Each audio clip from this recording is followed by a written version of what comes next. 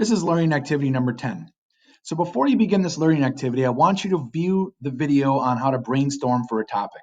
I think this is a very helpful video to get the brain moving, to get ideas generated, and just to kind of see how the proper way to brainstorm for a final paper topic.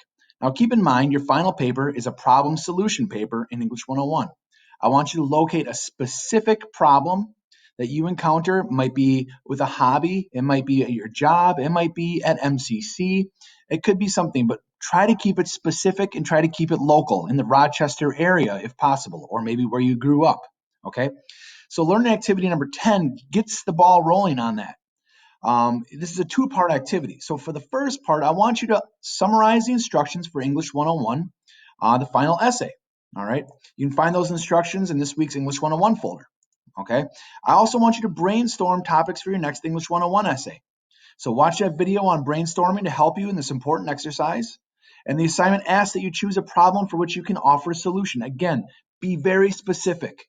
All right. The more specific your paper is, the more you can analyze it, break down the solution that you propose, the longer your paper will be. Okay.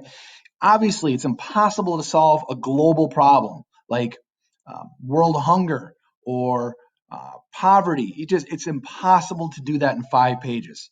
Okay, so the more specific it is, the more you can break it down into how much it will cost, the manpower that might be involved, who would sign a petition, what that petition would look like, whatever that might be. The more you can break it down, the longer your paper will be. All right. So for this, you can write this on a notebook paper. You may do it on a Microsoft Word file. Okay, and then just scan it, snap it, photo, and then upload it to Blackboard if possible. So just a couple questions, to get the ball moving. Starting with your daily routine, list any problems that you encounter on a typical day. All right, what are the biggest challenges in your daily life? What would make your life easier, less stressful? If you had or ever had a job, list any problems you encounter at your job.